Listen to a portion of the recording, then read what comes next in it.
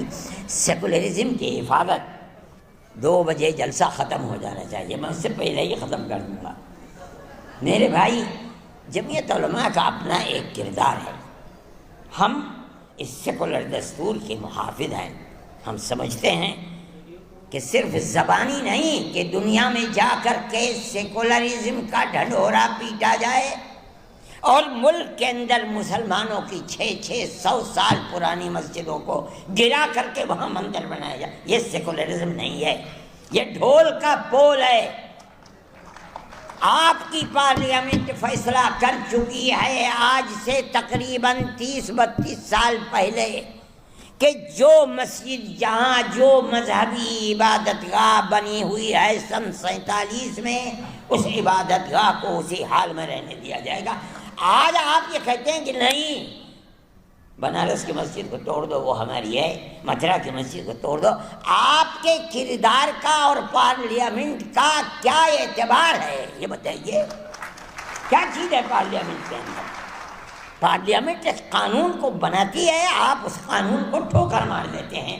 آپ جو قانون آج بنا رہے ہیں کل کو دوسرا اسے ٹھوکر مار دے گا۔ یہ تو آپ نے ایک ریت اور رواج کر دیا، ہمیں کوئی غرض نہیں ہے، اور حکومت خاموش بیٹھی ہوئی ہے۔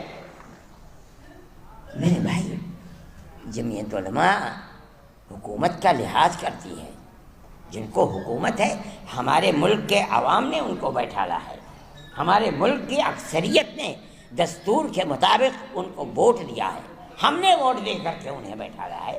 ہم یہ سمجھتے ہیں کہ ان کو ملک کے دستور کے اندر اس طریقے کی تشریح جس سے ملک کے ایک بہت بڑے طبقہ 20-25 کروڑ لوگوں کے حقوق کو آپ ٹھوکر مار رہے ہیں، ملک اس طرح امن و امان کے ساتھ نہیں چل پائے گا۔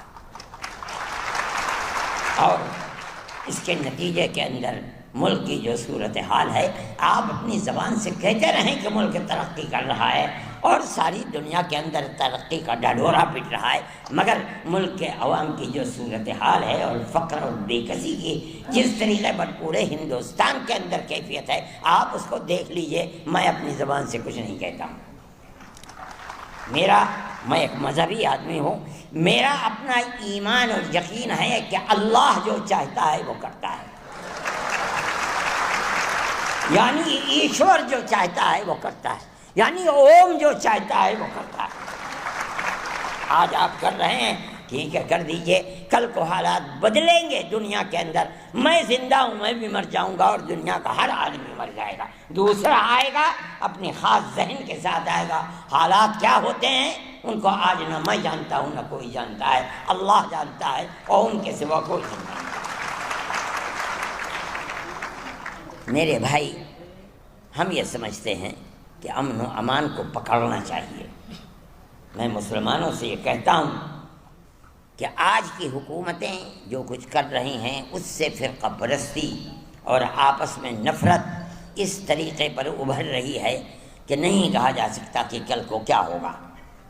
میں جمعیت علماء کے ہر ورکر سے یہ بات کہتا ہوں کہ آپس میں پیار و محبت کو پیدا کرو۔ اس کا یہ مطلب نہیں ہے کہ مسلمان سے پیار نہیں، اس ملک کے ہر رہنے والے سے محبت کرو، اپنے دکھ میں سکھ میں انہیں شریک کرو، ان کے دکھ اور سکھ کے اندر تم شریک ہو۔ ان کے یہاں شادی بیاہ ہے وہ تم کو نہیں بلاتے، جاؤ اور مبارکبادی دے کر چلے آؤ۔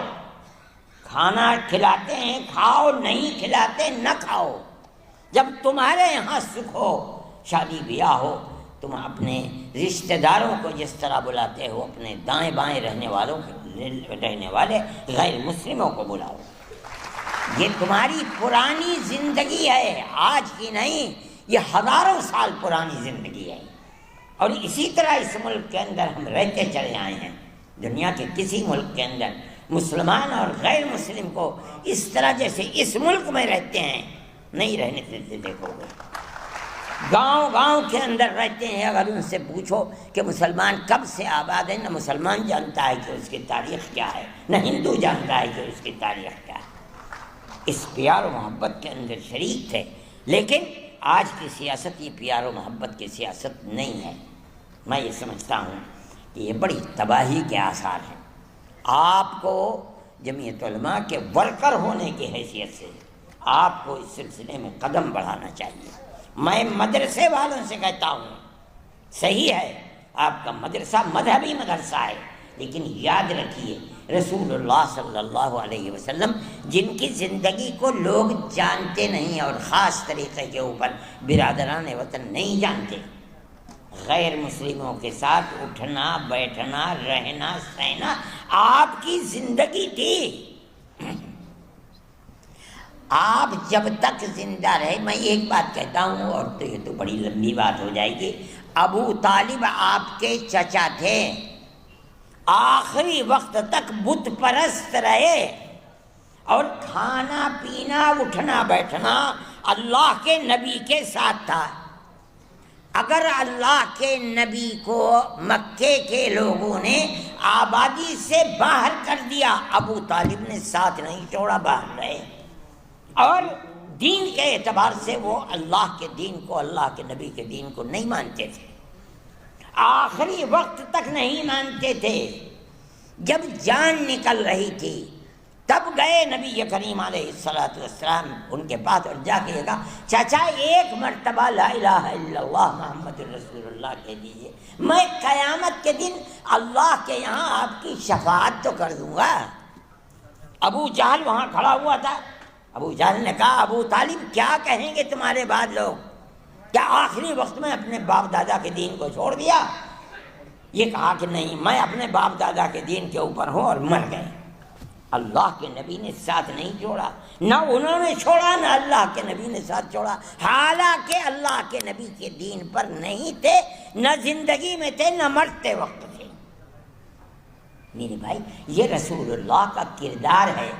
یہ سمجھنا کہ کسی غیر مسلم کے ساتھ اٹھنا بیٹھنا یہ درست نہیں، اسلام میں غلط ہے، غلط ہے، غلط ہے۔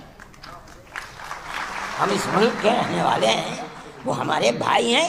میں کہتا ہوں ایک آدم کی یعنی پرتم منو کی اولاد ہیں، ہم دونوں بھائی بھائی ہیں۔ جو لوگ اس کو تفریق میں اور دشمنی اور نفرت میں لے جانا چاہتے ہیں وہ ایک باپ کی اولاد نہیں مانتے، اور غلط ہے، غلط ہے، غلط ہے۔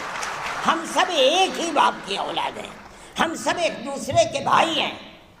جمعیت علماء یہ کہتی ہے، اور جمعیت علماء میرے تعلقات RSS کے بڑے چوٹی کے لوگوں سے ہیں جو میرے پاس آتے ہیں، میں ان کے پاس جاتا ہوں، ہندوؤں سے بھی ہیں مسلمانوں سے بھی ہیں، میں جو ان کی تواضع کر سکتا ہوں میں وہ تواضع، میں کوئی بہت بڑا دولت مند آدمی نہیں ہوں، لیکن جو بھی کر سکتا ہوں میں پیار و محبت کی باتیں ان کے ساتھ کرتا ہوں، کوئی ضرورت نہیں ہے میں کیوں تفریق کروں۔ وہ صحیح ہے، وہ RSS کے لوگ ہیں، دوسری پارٹیوں کے لوگ ہیں، وہ کریں، ہمارا فرض یہ ہے کہ ہم ان کے ساتھ پیار و محبت، اور میں جانتا ہوں کہ وہ شریف لوگ ہیں، اپنی شرافت کے کردار کو پیش کرتے ہیں۔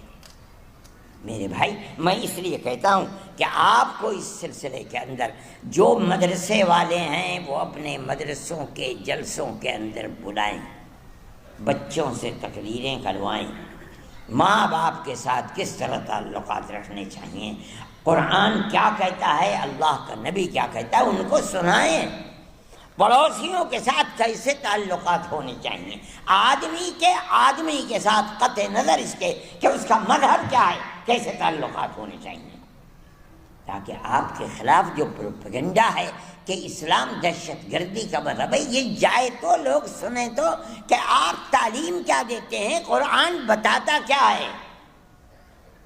یہ ہمارا قصور ہے کہ ہم اسلام کی صحیح تصویر ان کے سامنے پیش نہیں کر پا رہے ہیں، ہمیں کرنی چاہیے۔ میں یہ بات کہتا ہوں اور آپ میری اس بات پر غور فرمائیں، آپ جہاں مدرسہ قائم کرتے ہیں اس مدرسے کے اندر اپنے ان بھائیوں کو بلائیے، ان کے سامنے اپنے اس پروگرام کو پیش کیجیے جو انسانیت کا پروگرام ہے اور جو قرآن سے ثابت ہو رہا ہے، جو اللہ کے نبی سے ثابت ہو رہا ہے، تب آپ سمجھا جائے گا کہ اسلام کی صحیح تصویر کو دنیا کے سامنے پیش کر رہے ہیں۔ اور اگر یہ نہیں کرتے تو میرے بھائی آپ کے لیے مشکلات ہیں، اور قصوروار آپ ہی ہیں۔ تو ہنسنے لگے اور انہوں نے اس کے بعد حکم دیا کہ اس کے اقلیتی کردار کو بحال کیا جائے۔ اس کے اقلیتی کردار کو. جو وزیر تھا قبل سبل منسٹر تھے اس وقت، جب انہوں نے کہا اور سونیا جی نے کہا کہ اس کے اقلیتی کردار کو بحال کیا جائے، کر نہیں سکے قبل سبل. انہوں نے سلمان خورشید کو لکھا. سلمان خورشید کے نے مجھے پتہ چلا رمضان میں کہ سلمان خورشید کو انہوں نے کہا. میں نے ان کو ٹیلی فون کیا، میں نے کہا کیا سلمان خورشید صاحب، قبل سبل جی جو منسٹر ہیں وزیر تعلیم ہیں، کیا انہوں نے آپ کو لکھا ہے؟ کہا کہ ہاں مجھے لکھا ہے، میں اس کا جواب دوں گا. میں نے کہا کہ اگر مسلم مفاد کے خلاف آپ نے جواب دیا تو قیامت تک مسلمان چھوڑے گا نہیں، یاد رکھیے گا. کہنے لگے نہیں جو اصل حقیقت ہے میں وہی لکھوں گا، جواب دوں. میں نے کہا بڑی اچھی بات ہے. انہوں نے جواب دیا اور اقلیتی کردار کو بحال کر دیا گیا. آج لوگ جاننے والے نہیں ہیں جمعیت علماء کو، نہیں جانتے کہ جمعیت علماء کا کردار کیا رہا ہے.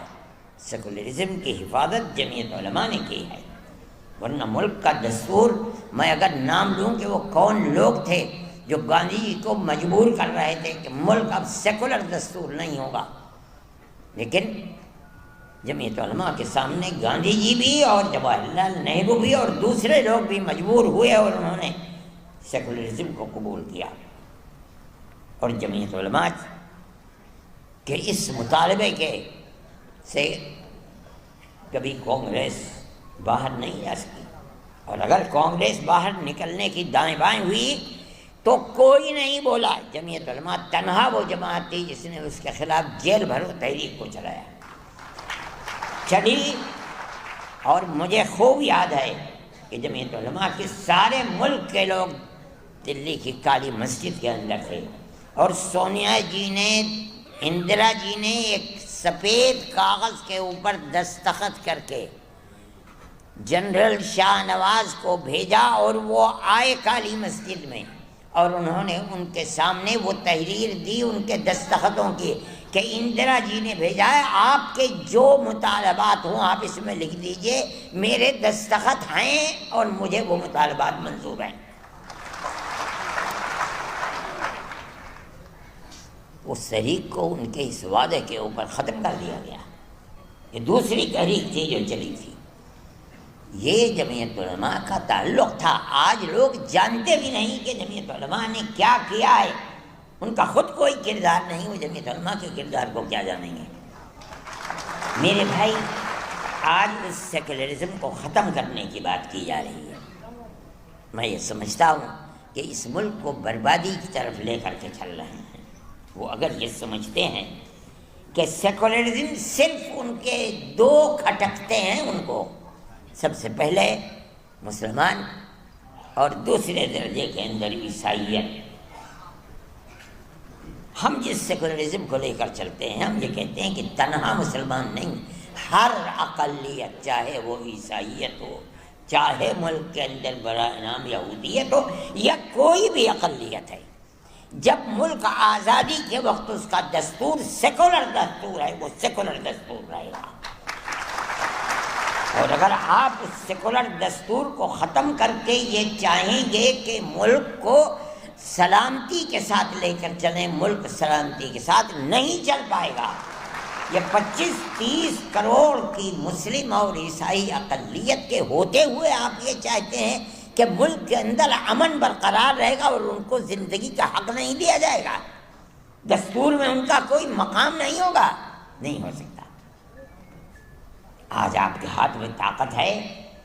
آپ یہ سمجھتے ہیں کہ جس مسجد کو چاہیں آپ لے لیں، جس طرح چاہے لے لیں. آپ نے جس مسجد کو لیا ہے وہاں بھی ٹھوکر کھائی ہے. ہم جانتے ہیں جمعیت علماء نے اس کے کیس کو لڑا ہے. جس دن سے مسئلہ چل رہا ہے سن 51-52 سے، اس وقت سے لے کر آج تک اس کے کیس کو جمعیت علماء لڑتی رہی ہے. ہم نے کتنے کروڑ روپیہ اس کے اوپر لوور کورٹ، ہائی کورٹ اور سپریم کورٹ کے اندر خرچ کر دیا. ہمارا کوئی پیسہ نہیں تھا، قوم نے دیا، ہم نے اس کو خرچ کیا اور ہم برابر لڑتے رہے. مسئلہ کیا تھا لڑائی کا؟ مسئلہ آپ سمجھیے، ہم لڑنے والے ہیں، ہم جانتے ہیں. مسئلہ یہ تھا کہ جس جگہ بابری مسجد بنی ہے وہ مسجد کی اپنی جگہ ہے، یا یہ رام جنم بھومی ہے، یہاں رام کا مندر تھا، بابر نے اس مندر کو توڑ کر یہاں مسجد بنائی ہے۔ مسئلہ یہ تھا، اسی مسئلے کے اوپر لڑائی ہم لڑ رہے تھے۔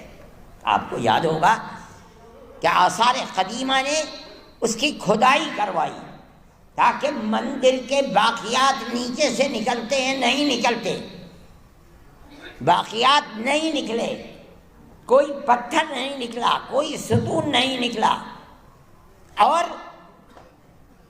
آثار قدیمہ نے اس کے اندر کامیابی حاصل نہیں کی۔ اب آپ دیکھیے، ملک کی سب سے بڑی سپریم کورٹ عدالت ہے، وہ عدالت اپنے فیصلے میں کیا کہتی ہے؟ اس فیصلے میں عدالت نے کہا ہے کہ مسجد اپنی جگہ ہے، کسی مندر کو گرا کر مسجد نہیں بنائی گئی، ختم ہو گیا۔ ہمارا جو مقدمہ 50-70 سال سے چل رہا تھا، ہم اس مقدمے کے اندر کامیاب ہیں کہ بابر نے اپنی جگہ مسجد بنائی ہے، مندر توڑ کر مسجد نہیں بنی۔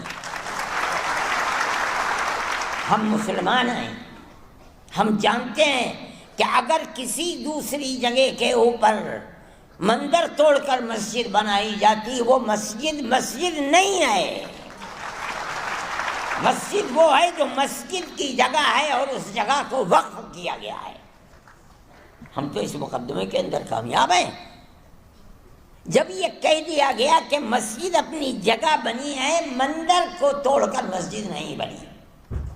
دوسرا فیصلہ کیا ہے کہ جنہوں نے اندر گھس کر مورتیاں رکھی ہیں وہ مجرم ہیں، انہوں نے غلط کیا، مسئلہ ختم ہو گیا۔ جب سننے والے سن رہے تھے فیصلے کو، تیسرا فیصلہ اپنی جگہ کے اوپر تھا کہ یہ مسجد کی جگہ ہے، لیکن یہ الگ بات ہے کہ فیصلہ یہ دے دیا گیا کہ لیکن ہم یہ جگہ ہندوؤں کو دیتے ہیں۔ ٹھیک ہے، آپ نے دے دی، ہم اپنے مقدمے کے اندر کامیاب ہیں۔ ہم آج نہیں بولتے، نہ ہمیں بولنا چاہیے، اس لیے کہ جو سب سے بڑی ملک کی عدالت ہے اس نے یہ ہندو بھائیوں کو دے دی۔ ہم نہیں بولتے، ہم 1000 دفعے کہہ چکے تھے کہ یہ آخری ہماری لڑائی ہے۔ سپریم کورٹ ہمارا سپریم کورٹ ہے، ہم اس ملک کے رہنے والے ہیں، سپریم کورٹ جو فیصلہ کر دے گا ہمیں وہ منظور ہے۔ سپریم کورٹ نے فیصلہ کر دیا، ہم اپنے گھر بیٹھ گئے، ہم خاموش ہیں، ہم نہیں کہتے کچھ، لیکن دنیا ختم تو نہیں ہے، ہم ختم ہو جائیں گے۔ آگے آنے والا مورخ یہ لکھے گا کہ بابری مسجد کی جگہ مندر کس طریقے پر بنا ہے۔ ہم نہیں بولتے، لیکن کیا آنے والی دنیا خاموش ہو جائے گی؟ میرے بھائی، یہ تو دنیا کے حالات ہیں، کل کوئی اور تھا، آج کوئی اور ہے۔ اگر ہم یہ سمجھتے ہیں کہ ارشد ہمیشہ زندہ رہے گا تو پاگل ہے، مرے گا، میری جگہ کوئی دوسرا آ کر کرے گا۔ یہ تو دنیا ہے، یہاں اسی طرح آنا جانا لگا ہوا ہے۔ ایسی ذات جو ہمیشہ سے ہے، ہمیشہ رہے گی۔ میں کہتا ہوں وہ اوم